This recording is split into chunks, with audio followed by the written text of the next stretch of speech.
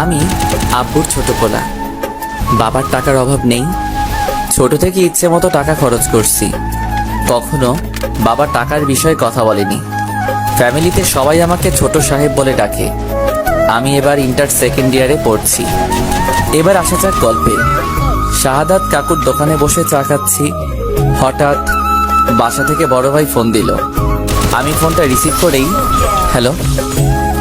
শুভ, কোথায় তুই? চার দোকানে চা খাচ্ছি। কেন, কি হয়েছে?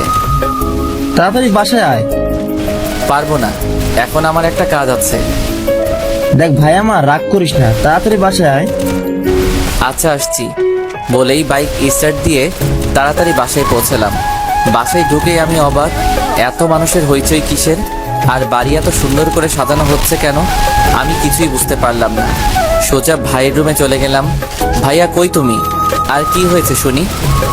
তোমার ভাইয়া বাজারে গিয়েছে, তুমি ড্রেস চেঞ্জ করো। কেন, কি হয়েছে যে ড্রেস চেঞ্জ করতে হবে? আজকে তোমার বিয়ে। আমার মাথায় তো আকাশ ভেঙে পড়লো। কি, আমার বিয়ে মানে? আজকে তোমার বিয়ে। আরে মানে কি? ভাইয়া চলে আসলো। এসেই, শুভ, চল গোসল করতে হবে। ভাইয়া আমার বিয়ে, আমাকে আগে বলবে তো? এখন তো বললাম, চল এবার তাড়াতাড়ি, লেট হয়ে যাচ্ছে। না, আমি বিয়ে করব না বলেই সোজা বাইকের কাছে এসে বাইকে উঠে যখনই বাইকে স্টার্ট দিব তখন দেখি বাইকে চাবি নেই। ভাইয়া, চাবি দাও। চাবি তো আমার কাছে না, আব্বুর কাছে, আব্বুর কাছ থেকে নিয়ে আয়।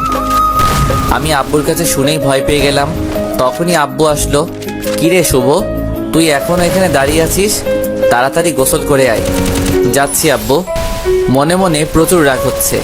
বলতেই চারদিক থেকে মানুষ এসে আমাকে গোসল করাতে লাগলো। গোসল শেষ করে একটা পাঞ্জাবি দিল আম্মু। কি করব আম্মু এই পাঞ্জাবি দিয়ে? আজকে